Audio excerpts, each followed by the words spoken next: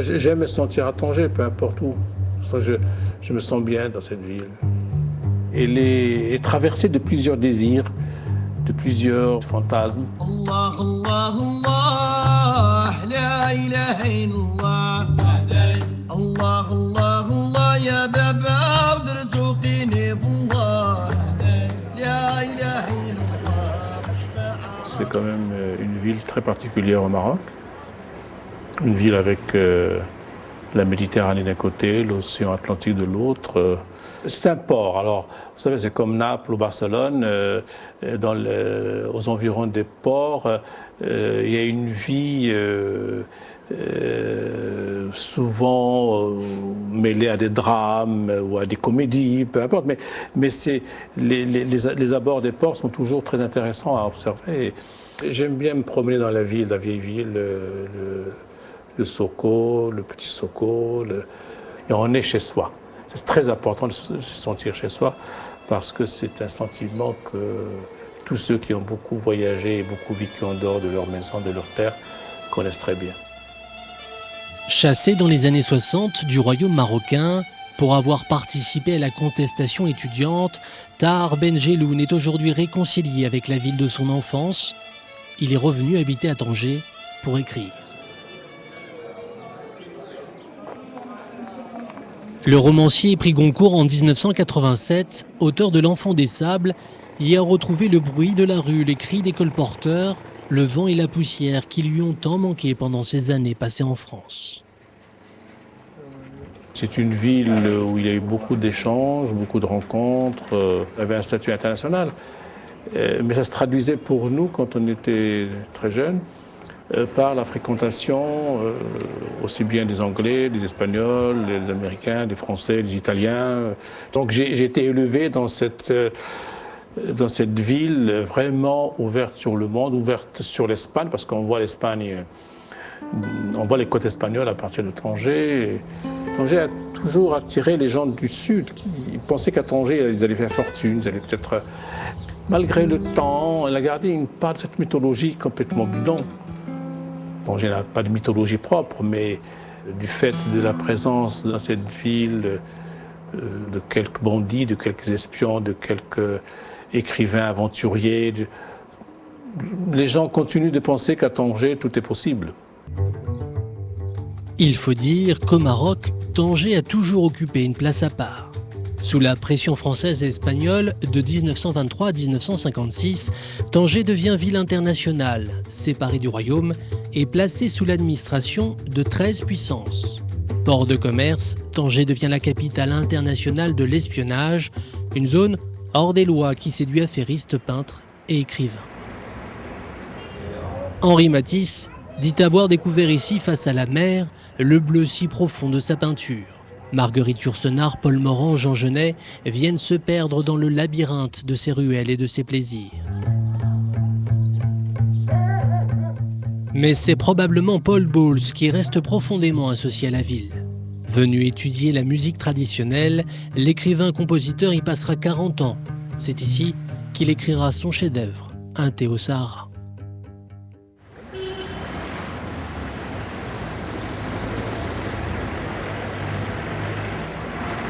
Bon, ici avec Paul Bowles, merveilleux. Souvenirs de moments, certains moments très très spéciaux. Ça, c'est avec Amin Malouf. Amin Malouf, c'est un prix Goncourt de littérature. C'est un Libanais qui a écrit La vie de Léon l'Africain. Vous voyez, il était venu à Tanger signer à la librairie. Mais ça, j'ai des quantités. Amin Malouf, je ne sais pas pourquoi il est ici, mais j'ai des photos avec Tahar, avec Choukri, avec tout le monde. Rachel Mouyal est une figure de ce passé littéraire.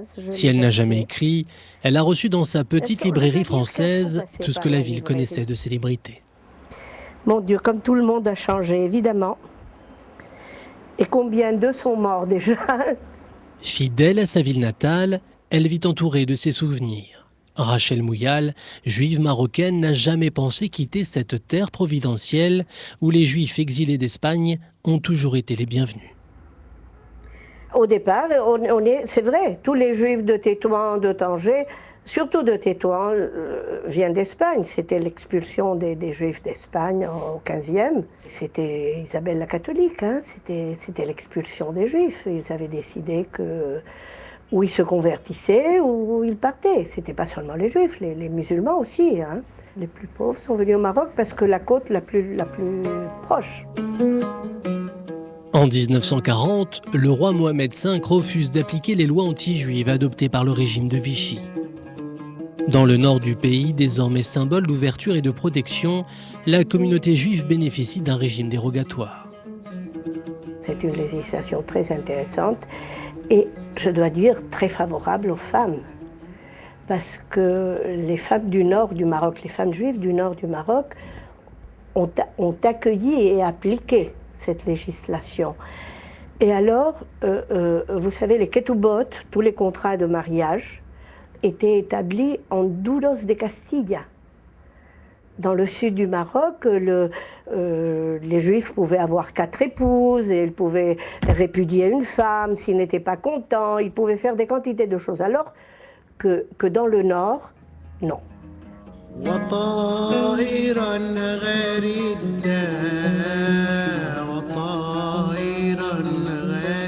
Moi, je trouve, je le dis toujours, la ville de Tanger est une école.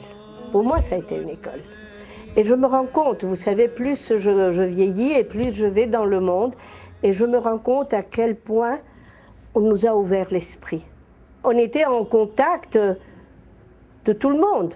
On avait une amie qui allait à la messe, et une autre qui allait à la synagogue. Et ils sortaient de la messe, ils sortaient de la synagogue. On allait prendre une glace ensemble, on s'asseyait au café ou on allait à la plage ensemble. Hein.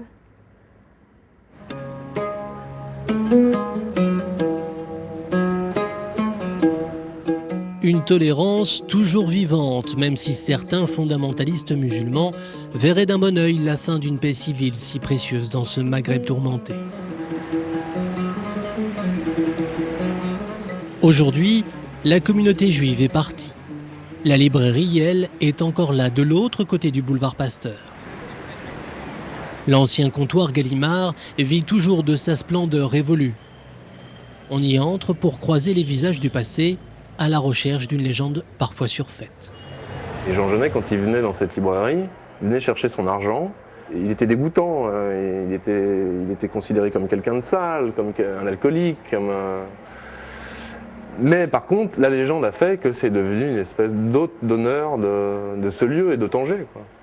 C'est très gratifiant aussi d'appartenir à cette ville, ou de se sentir appartenir à cette ville qui est le monde entier, puisque il y a le monde entier dans un mouchoir de poche ici. En tout, tu connais pas? En tout. En tout? Il est riche ici. Simon Pierre Hamelin a repris la gérance de cette oasis de culture. Les habitués viennent ici lire, emprunter des ouvrages, en acheter parfois. Plein d'espoir, certains viennent aussi déposer des manuscrits. Le couloir. Moi je vis ici, donc je vis avec des gens qui sont vivants, avec des artistes qui sont jeunes et qui sont pas tellement entendus, parce que justement la place est prise par les autres, par la légende. Donc c'est vrai que je ne suis pas lassé, je suis même excédé. Enfin, il y a quelque chose de très très injuste ici. C'est pas tellement lié au lieu. Il y a beaucoup d'endroits où c'est difficile de faire sa place. Mais ici, il n'y a vraiment pas de place pour ceux qui sont vivants et qui ont quelque chose à dire.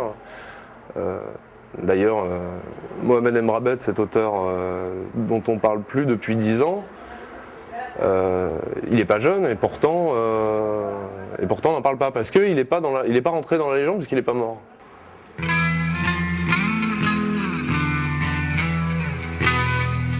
Emrabet, mais quel est donc ton secret? Mon secret? Moi, je ne suis pas un écrivain, mais j'écoute ce que me disent les poissons et je fixe leurs histoires dans chacun des morceaux d'étoffe de ma djellaba.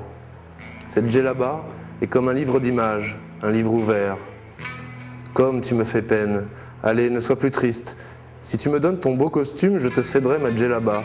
Elle t'aidera sûrement à trouver les bons mots si tu l'écoutes bien. Il enleva son costume, enfila la djellaba aux teintes mouvantes et me remercia chaudement. J'ai longtemps porté son costume qui faisait grande impression sur le boulevard. Lui, le pauvre, Il est devenu un écrivain célèbre, à l'air triste et hautain, mais je doute qu'il puisse entendre encore la djellaba aux 1000 couleurs. Mohamed Emrabet, juin 2007.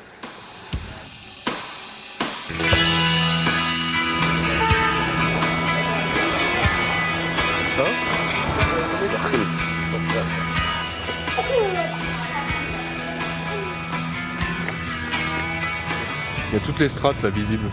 Il y a toutes les religions. Moi je vois une église, une mosquée, un cimetière juif.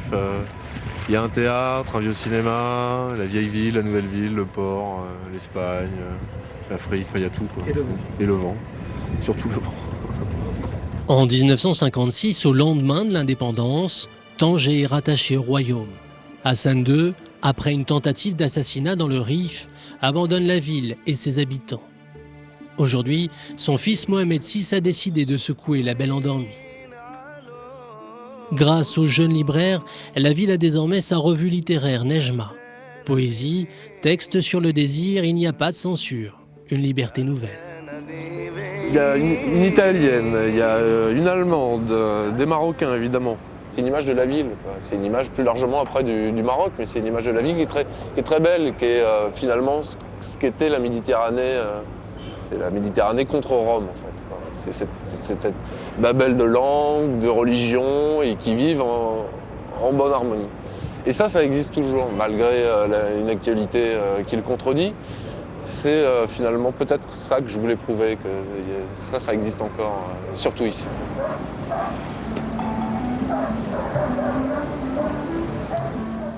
Partout dans la ville, de nouveaux sons fleurissent. Oscar l'espagnol, Souhaïl le marocain, Fabrice le français, voici The Candles, le groupe tangérois qui monte. Dès qu'ils le peuvent, après leur travail, ces musiciens amateurs inventent une musique métissée. Refrain avec son influence flamingo, espagnol, Hakim avec son influence orientale et un peu occidentale, country. C'est une fusion entre les styles. Nous, les Marocains, les Maghrébins en général, et surtout les pays de troisième monde, comme on nous appelle, on a besoin de parler plus. Car ça fait très longtemps qu'on reçoit. Dans quelques semaines, si tout va bien, le groupe sortira son premier album. C'est chez Oscar qu'ils ont installé leur studio d'enregistrement, le seul de la ville. Okay. Celui-là, peut-être ici en bas, je mettrai un peu plus. Sur la place de Tanger, oui, je pense que je suis presque le seul, ou le seul, je ne sais pas. Il y a notre petit studio, mais je ne sais pas s'ils ont aussi label et tout ça, je sais pas, je pense que non. Au nord, je pense que je suis le seul, oui, à faire des choses. C'est un peu comme un avion, non? Le tableau à bord. Les machines, on doit les chauffer un peu.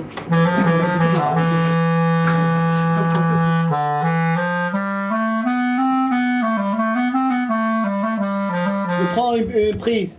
Ok. Après, on coupe et on verra et on cherche des choses. Il me manque la basse dessus. Il n'y a pas de basse, ouais, on n'a pas enregistré.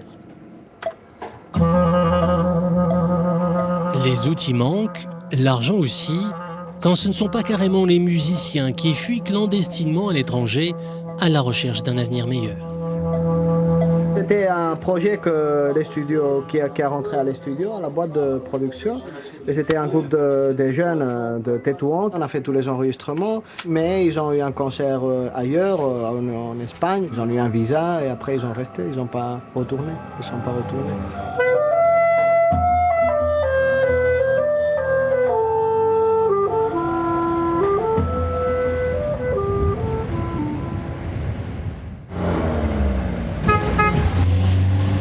En amoureuse de sa ville, Rachel Mouyal résiste rarement au plaisir de sortir sa vieille voiture pour promener le visiteur de passage. Tranquille. Il veut passer, qu'il passe. Ils ne veulent pas passer, bon. Very cool. Une balade pleine de nostalgie dans les rues étroites de la Médina.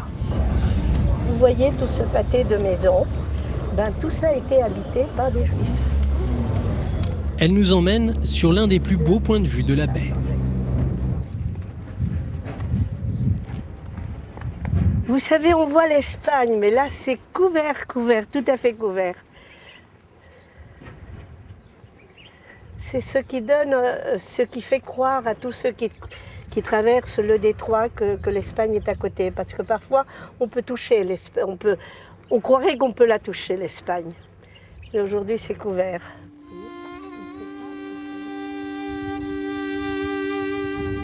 Les Tanjaouis viennent ici en famille observer l'avancée des travaux de la nouvelle route du port commandée par le roi. Peu savent qu'ils sont assis sur des tombes phéniciennes. Ce peuple de marchands, venu de l'actuel Liban 3000 ans avant Jésus-Christ, pour établir un comptoir commercial. Ces cavités, creusées à même la roche, témoignent de ce qui fut, et reste, un passage convoité entre deux continents. On est en fait à la porte de la mer Méditerranéenne. On est sur l'une des colonnes d'Hercule, les deux colonnes d'Hercule, l'une est ici, l'autre est à Cadix. Après ce passage, il y a la façade atlantique. Jusqu'au 15e, 16e, on ne savait pas l'existence d'un autre monde, donc on était au bout du monde. À l'abri des regards, derrière ces hauts murs, le palais du sultan a été construit en 1686. Sur les ruines d'un fort portugais, comme en témoigne cette tour jamais détruite.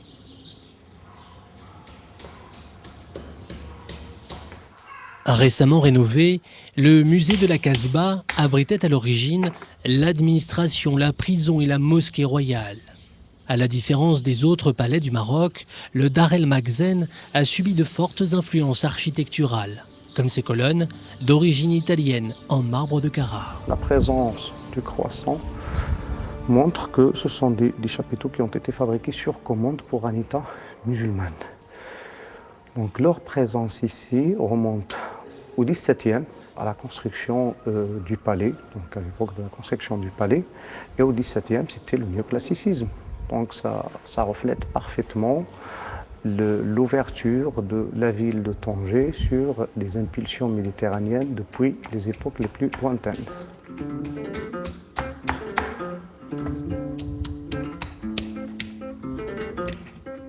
Phéniciens, Vandales, Romains se sont tour à tour disputés l'antique Tandja, point de passage stratégique entre deux continents, laissant derrière eux ces statues égyptiennes, ou encore ce vase datant de 5000 ans avant Jésus-Christ.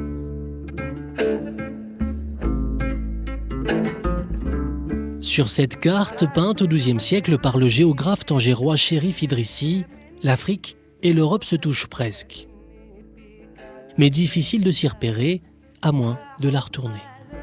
La carte est orientée, donc dirigée vers l'Orient, c'est-à-dire elle n'est pas orientée nord-sud, comme on a tendance de faire actuellement, parce que la conception nord-sud, c'est quelque chose de récent, donc qui remonte au fin 18e, 19e, etc. Alors qu'auparavant, les cartes étaient dirigées vers l'Orient, et c'est de là où provient étymologiquement orientation.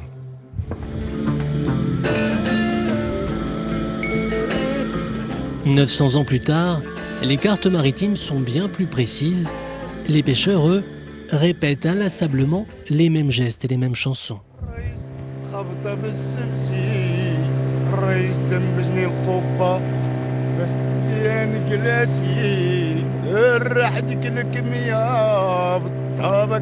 Ça raconte la paix, ça raconte comment on se défend avec la mer, comment avec le Coran, on se défend avec le Coran, comment on monte au contraire du Coran. 6 jours sur 7, la pêche commence tôt, très tôt, et les 250 équipages de Tanger se relaient toute la journée. Ils ont commencé à 2h de la nuit. C'est l'île d'Orad et de Pajon Royal. Allahumma yassir.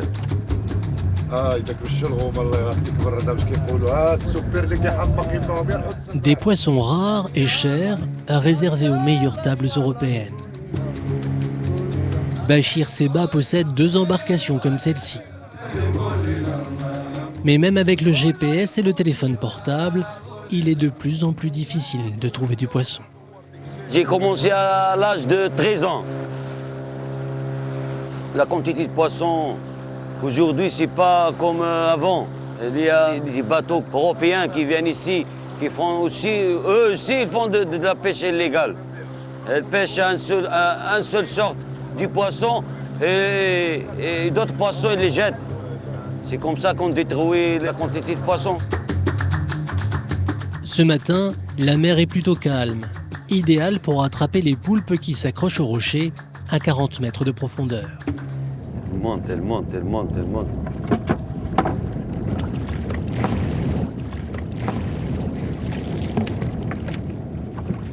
Les bons jours, Mohamed et son équipage en ramènent plus de 100 kilos. À 10 000 marins des côtes, et malgré la surveillance des autorités portuaires, l'embarcation croise souvent des candidats au départ. Ils sont tort d'aller en Europe. Il y a des gens qui perdent jusqu'à 5 000 € pour aller ou 4 000 €. C'est un somme d'argent pour faire beaucoup de choses ici au Maroc. Tu peux gagner ta vie mieux qu'en Europe.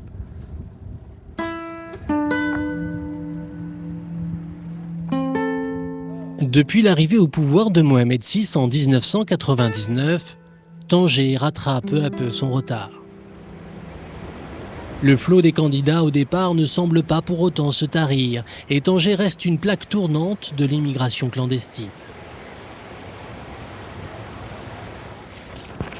Malika a choisi de rester au Maroc. Comme beaucoup de jeunes, elle est venue trouver du travail à Tanger, laissant à Meknes sa famille. Avant d'y venir, j'ai trouvé des difficultés parce que mes parents, et mon mari aussi, il n'a pas accepté parce qu'il dit on ne connaît personne là-bas. Alors, c'est comme ça. Elle rêve de devenir professeure de français. Mariée à 23 ans, elle a interrompu ses études le temps d'élever sa fille.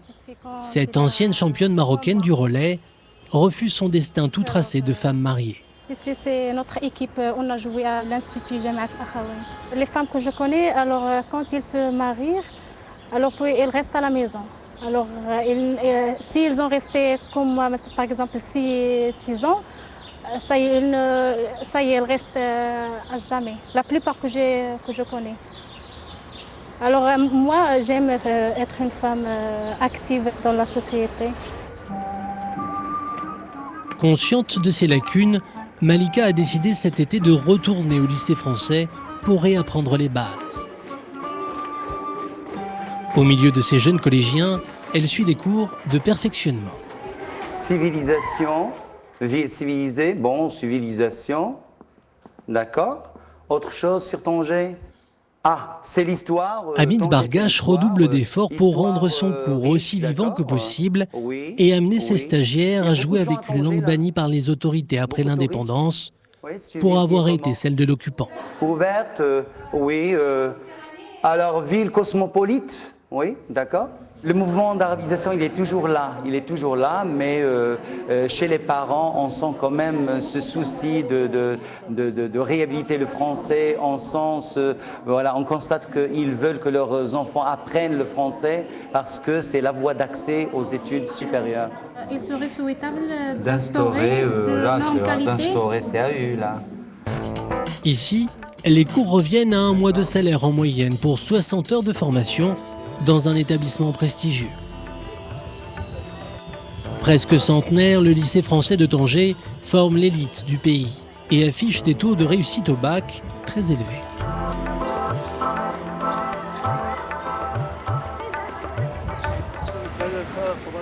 Place du 9 avril 1947, le cœur de la ville. C'est à la nouvelle cinémathèque que se retrouve la jeunesse cultivée tangéroise. Ancienne élève du lycée Regnault, Tahar Amiar a fait ses études supérieures en France avant de revenir à Tanger travailler pour le compte des Espagnols comme consultant.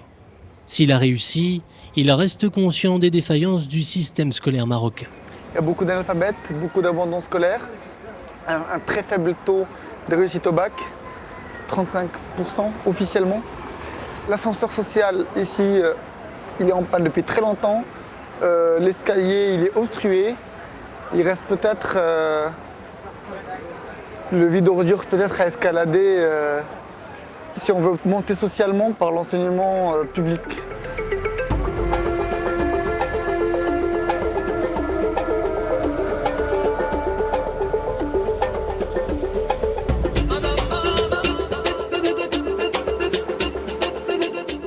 Pourtant, les réussites existent. Traumatisantes vues de France, les délocalisations sont une aubaine pour une poignée d'entrepreneurs. Je ne sais pas, avec le planning qu'on a, on risque d'avoir des problèmes de livraison. Donc là, il faut peut-être... Boutaina Larini a de la chance. À 31 ans à peine, elle dirige l'entreprise familiale de confection que son père a fondée il y a 40 ans, une success story tangéroise. J'ai commencé avec une seule machine. C'est moi-même qui travaille sur eux. Et de là, on a commencé avec la deuxième, la troisième.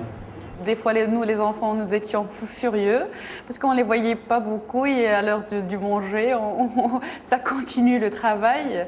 Mais après, grâce à ça aussi, on a appris indirectement. Aucune des pièces cousues ici ne se retrouvera sur les cintres marocains. Les 1200 personnes employées travaillent uniquement pour l'exportation. Les commanditaires s'appellent Zara, Gap, El Corte Inglés. Boutaina nous emmène ligne 13, sa préférée. Ça, c'est un modèle que j'aime bien parce que la production est élevée, c'est 60 par heure. Et donc, pour nous, c'est très rentable. C'est pas vraiment mon style, mais je l'admire puisque la production est élevée. Mais sinon, pour moi, non, c'est pas mon style. Puisque je porte le foulard, je peux pas mettre un genre pareil. Les tissus arrivent directement d'Asie et les patrons des chemisiers et pantalons sont envoyés par courriel. En quelques années, les délais de fabrication ont beaucoup diminué. On parle désormais de fast fashion. Darle un poco de forma. Cette acheteuse madrilène, venue négocier la fabrication de la collection d'hiver, adore Tanger et surtout sa zone franche, dans laquelle l'entreprise Larinor est implantée depuis 1999. À la clé, pas de droit de douane, un impôt sur les sociétés réduit de moitié et au final un prix défiant toute concurrence européenne. 2,20 € de prix de revient pour le petit chemisier à fleurs, vendu 39,90 € de l'autre côté de la Méditerranée. Le rêve de Boutaina, créer sa marque à elle. Elle a déjà imaginé les boutiques et le positionnement du haut de gamme évidemment. Boutaina la Tangéroise est une jeune femme de son époque. Ses 2 filles vont à l'Institut espagnol et même si elle a opté pour le voile, sa mère n'en portait pas. Cette patronne se veut progressiste et moderne. Pour la femme, c'est un peu difficile dans la mesure où nous, les Marocains, on n'a pas aussi la culture qu'une femme puisse gérer des hommes. C'est un peu inacceptable, mais c'est surtout dur au départ, au début. Mais une fois les gens ils te connaissent, ils te valorisent en tant que personne, pas en tant que femme ou homme. On te valorise en tant que manager.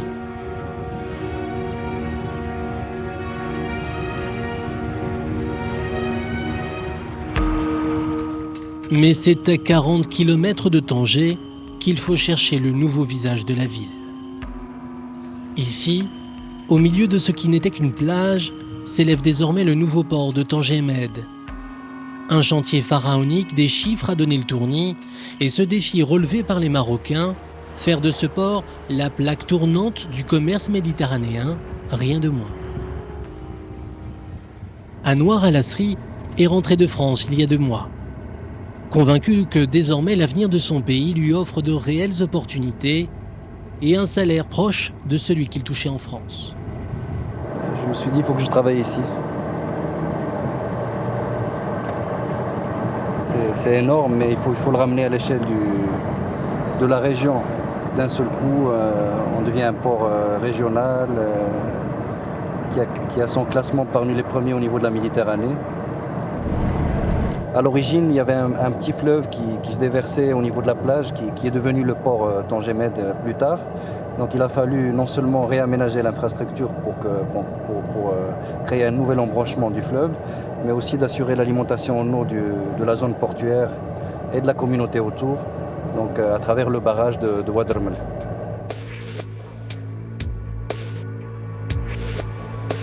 Dans les bureaux encore provisoires de l'autorité portuaire, on affine les grilles tarifaires. Avec un statut de droit privé, pas difficile d'être plus attractif que les ports français. Les salariés sont soumis au droit privé. Donc ce n'est pas des fonctionnaires, ce n'est pas des salariés de l'État.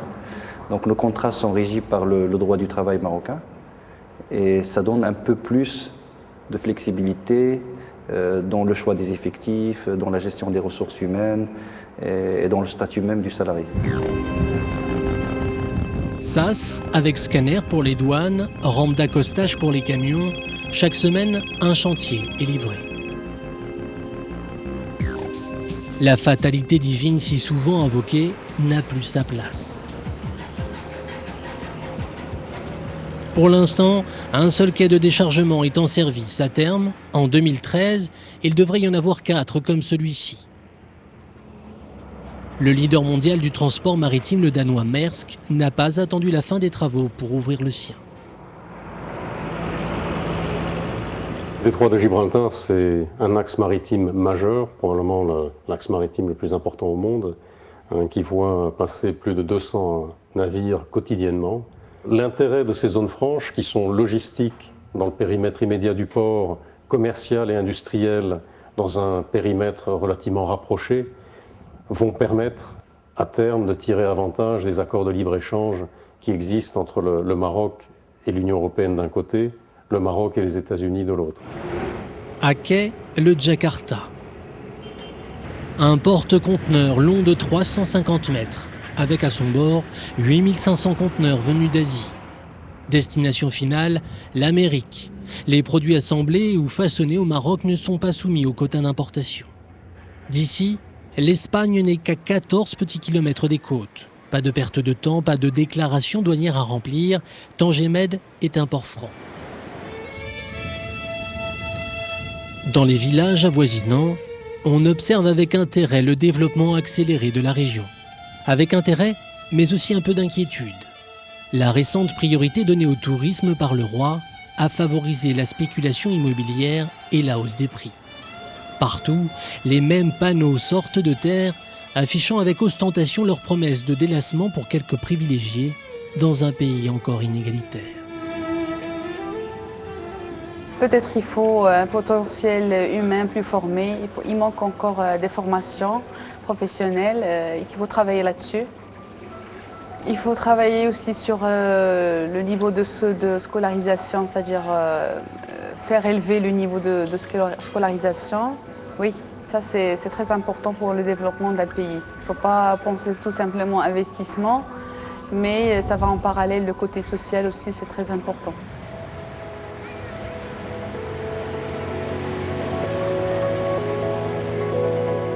Entre ceux qui la quittent, ceux qui restent et ceux qui viennent à Tanger, la capitale du détroit est en mouvement perpétuel, insaisissable mais bien vivante.